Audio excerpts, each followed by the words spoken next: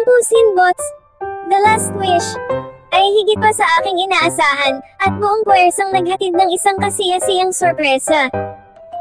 Ang matagumpay na pagbabalik ng ating paboritong pusa at bayani, ay isang tunay na obra ng sine. Sa bawat eksena, ako ay nadala ng kanyang kaakit-akit na animation at mahiwagang pagkukwento.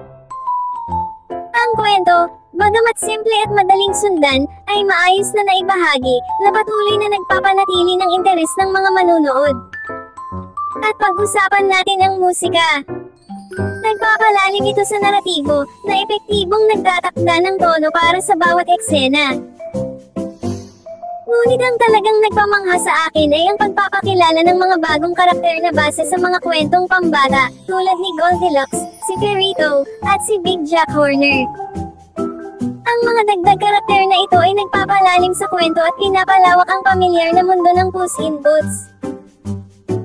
Ngayon, pag-usapan naman natin ang chemistry sa pagitan ni Antonio Banderas bilang si Puss in Boots, at ni Salma Hayek bilang Kitty Softpaws, dahil sa aking palagay ito ang tunay na highlight ng pelikula.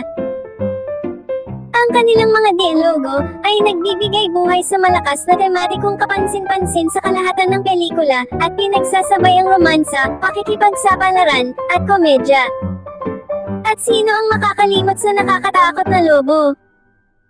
Nagdadagdag ng kasabikan ng karakter na ito sa kwento, sa kanyang kahangahangang pagganap, at nakakatindig balahibong boses at character design. Muling ipinakikita ng DreamWorks ang kanilang kakayahan na lumikha ng kakaiba at interesanteng mga kontrabida. Hinaharap ng pelikula ang malalalim na tema, tulad ng mortalidad, at pagpapahalaga sa biyaya ng buhay, na inihahandog sa paraan na maunawaan parehas ng mga bata at matatanda.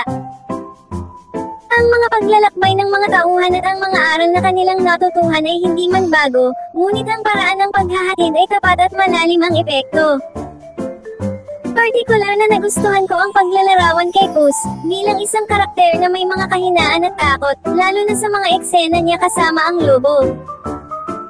Ito ay isang mahalagang aral sa buhay, na nagpapaalala sa atin na kahit ang pinakamatapang na mga bayani ay may sariling mga takot na dapat lagpasan. Ang pelikula ay nagtataglay ng perpektong balanse sa pagitan ng aksyon, pakikipagsapalaran, at katatawanan, na siyang dahilan kaya't natitiyak ko na walang mga sandaling masasayang sa panonood ng pelikula. Ngayon, maaaring isipin ninyo na ang pelikulang ito ay may pangunahing focus para sa mga batang manonood, ngunit sasabihin ko na sa inyo, na walang limitasyon sa edad para matuwa at malibang dito. Ang Puss in Boots: The Last Wish ay mahusay na naglalaman ng mahahalagang leksyon, na parehong malaki ang signipiya sa ating buhay, at ang mga ideya na ito ay tinatalakay habang patuloy na nagpapaandar sa direksyon ng kwento, kaya't ito ay isang nakasisiyang palabas para sa mga manunood ng lahat ng edad. Ang pelikulang ito ay hindi lamang tumugon sa aking mga inaasahan, kundi hinigitan pa ito, na nagpapakitang ang serye ay patuloy na mayroong orihinal nitong estilo at sigla. At dito tayo nagtatapos, mga kaibigan. Ang Puss in Boots: The Last Wish ay isang kahangahangang pelikulang pampamilya na magdadala sa inyo ng ligaya at aliw. Kung ikaw ay naghahanap lamang ng isang magpapainit ng puso at kapanapanabot na karanasan, huwag palampasin ang pagkakataon na saksihan ang tagumpay na pagbabalik ni Puss in Boots, isang tunay na gintong pelikula. At iyon ang aming pagsusuri para sa ngayong araw. Kung nagustuhan ninyo ang video na ito, huwag kalimutang mag-like at mag-subscribe sa aming channel para sa mas marami pang palabas na i-review namin. At gaya ng lagi, mag-iwan lamang ng inyong mga opinyon at komento sa ibaba. Hanggang sa muli, magandang panonood!